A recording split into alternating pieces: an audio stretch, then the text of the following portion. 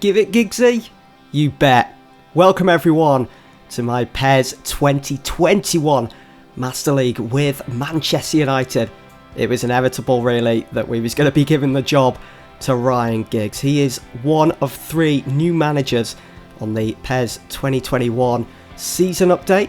I am surprised that with the partnership that PES have with Manchester United at the moment that they haven't had maybe a model of Sir Alex in there that players can choose from, or maybe some other United greats, maybe like an Eric Cantona on the touchline at Old Trafford for PES 21 would be interesting, you know, like they've done with Roberto Carlos, he's in the game as well. But we've got Giggsy, that will have to do. As we know, he did take over United for a few games, for a few weeks after the sacking of Louis van Gaal. Well, Ole Gunnar Solskjaer has stepped down as Ryan Giggs steps up and takes that seat, the hot seat here at Old Trafford once again. So this year for Master League, seeing that we're starting afresh, I want to do things properly. I want to do things better than what I did for Master League last year. I mean, mainly because of all the transfer. It just got out of hand. I was bringing in Lever COVID. I mean, great signings on paper, but trying to fit them into the first team, it did become a bit of a struggle. So we had Livakovic, we had Elvedi, Stengs, Sancho, some of them realistic, some of them not so much. We also have Vlasic and Mandzukic, who are both on loan for a certain amount of time. Certainly helped us achieve some of our targets anyway, but I just felt I kind of went overboard with bringing in some of the players. So this year I'm going to be dialing that back quite a bit. You're not going to be seeing as many signings as I've made in previous seasons, whether on PES or even on FIFA. We're going to be a bit more methodical. We're going to be realistic about this. I mean, last year I even got rid of David De Gea. We cashed in on De Gea. My thinking behind that was simply because he was declining. His form wasn't very good. He was making quite a few mistakes. But this time we're going to be keeping De Gea. Whether he declines or not, I don't care. We're keeping him until the series ends. He's not going anywhere. This year we've also got Dean Henderson back in the team as he returns from his loan from Sheffield United. What a season he had for the newly promoted Sheffield at the time. And he's also been given a bit of an upgrade as well with that overall rating of an 81. I think, wasn't it 76 last year? We'll have to go back and check that. And just quickly going back to transfers, I know that Konami themselves, they haven't updated every single transfer. They're not going to be doing that until October the 22nd. Now, we know in real life the transfer window slams shut on the 5th of October, I think. And so they're going to be releasing their next data pack a couple of weeks after, which will update all the squads with all the correct transfers. Well, I can't be waiting that long to be starting a Master League. I don't want to keep you guys waiting as well. And I've had quite a bit of downtime from uploading recently. So PES is back. Some fresh content for you guys here on the channel. And but yeah, I've gone through all the Premier League sides, making sure that we've got all the updated transfers. Like Chelsea, they've got Chilwell, Werner, Havertz, Ziyech, they're all there now. And Arsenal, they have Gabriel, Willian. So we should be in for quite the season. I know at the point of recording this, I think Liverpool are about to sign Thiago from Bayern Munich. Now, I haven't added Thiago for obvious reasons, so we're just going to have to look over that for this series. Maybe if I decide to do a new one later on down the line, obviously things will be past the 22nd of October and things will be up to date. Now, speaking about this United lineup then, so looking at the team, straight away, the one thing that stands out, our new man, Donny van der Beek, number 34.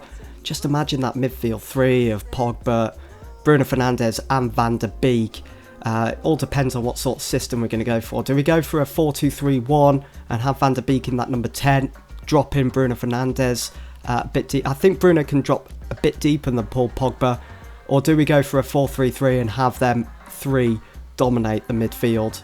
Pre-season is going to allow us to try out a few different systems, see what clicks, because I know gameplay has been tweaked for PES 21 with the season update, so I'm looking forward to getting stuck into that and seeing what's different. Now, one area that's come under scrutiny for Manchester United is the right wing. Sancho, we all know, the deal isn't done yet. The transfer window isn't shut yet. So do I go ahead and sign Sancho in this opening transfer window? Or do I just stick with that front three that was so successful last season in real life? Greenwood, Rashford, Martial, those three players having such a fantastic season. Rashford not so much. I mean, well, it wasn't the best of returns for him after the restart with the pandemic, the lockdown. He couldn't quite get back into high gear, but Martial was just phenomenal. One of his best seasons, if not the best so far at Manchester United. So hopefully he can kick on, and that'd be great to emulate that here in this series. You've just noticed as well that we will have to take part in the Europa League this season, but it's only for one season. I'm pretty confident that we can qualify for the Champions League next year. Again, that's because Konami haven't updated teams and squads and competitions until October the 22nd. And again, I'm not prepared to wait. I don't want to keep you guys waiting. I mean, it's going to be another month before we get that update. So we're not going to be doing that. Anyway, I delved straight into pre-season. We was going to be taking on the likes of Benfica, Fiorentina, and also Inter Milan. That was always going to be the tasty fixture, coming up against some of United's former players. Lukaku, Sanchez, his deal now made permanent after finally leaving Manchester United.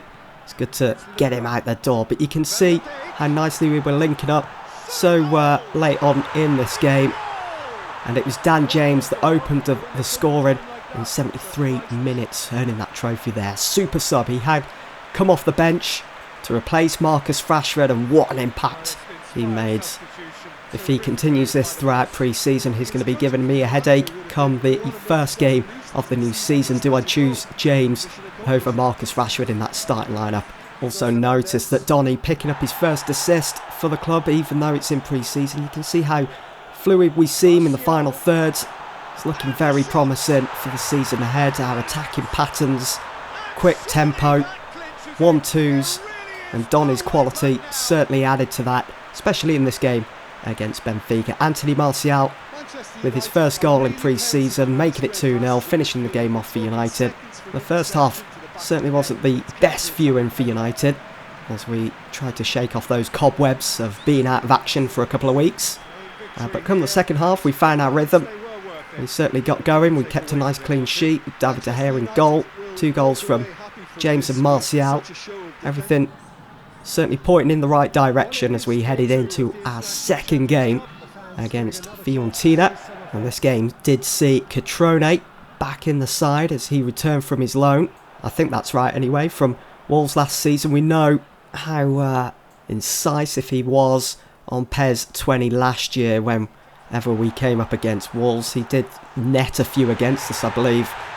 But we did open up the scoring, getting that counter-attack. We're going to be earning so many trophies because it's a new game this year. And Anthony Martial again with another goal for United. That's 2 goals in 2 games.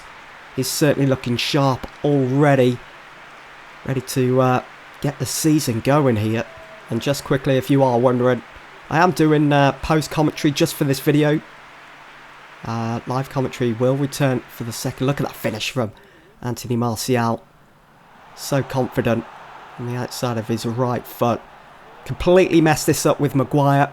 I was trying to pass it back, but because I'd pressed X before trying to head it down with Maguire, I forgot to cancel the action, and it continued to boot the ball away, falling into the possession of Fiorentina. It allowed them to go and get a late equaliser. Very poor. We certainly need to be a lot better if we're going to be wanting any chance of qualifying for the Champions League next season, or even compete for the title this season. We can't be making silly mistakes like that. We were gifted one more chance before the final whistle through Donny van der Beek. What an effort. The ball looked like it was going to whiz well over the target, but the last second it dipped so quickly, hitting the crossbar. Pity it didn't go in. That would have been some finish. But it is what it is, and we move into our final game of pre-season, the final of the International Champions Cup. That's what both Manchester United and Inter Milan would be fighting it out for. And just look at those kits, how amazing they look. All the work done by PES Universe, option file, incredible detail. All you got to do is pause the game, go into the camera and just zoom in and you can see all the stitching. Incredible work by the team over at PES Universe. And there he is, Donny van der Beek. You can see I changed his number there to the number 34, paying homage to Nuri of Ajax.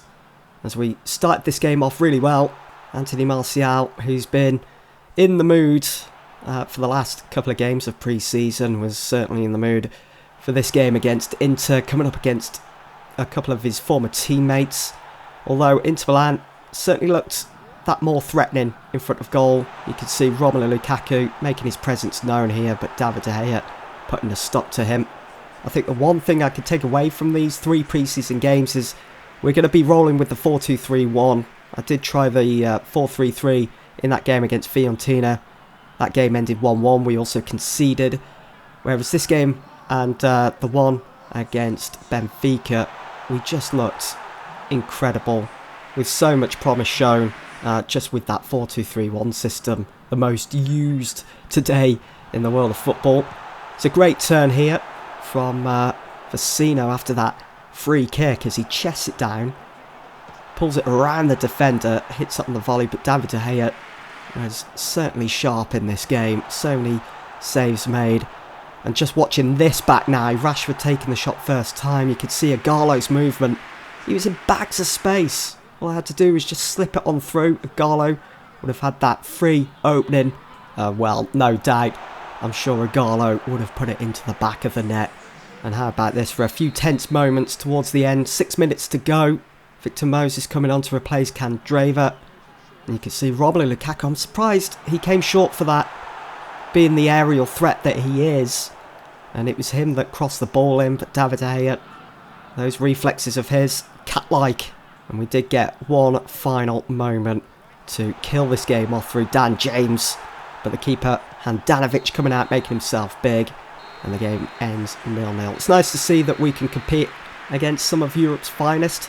Let's see what we can do in the new Premier League season. And that's in the next episode. But for now, that's it for this one. Thanks for watching.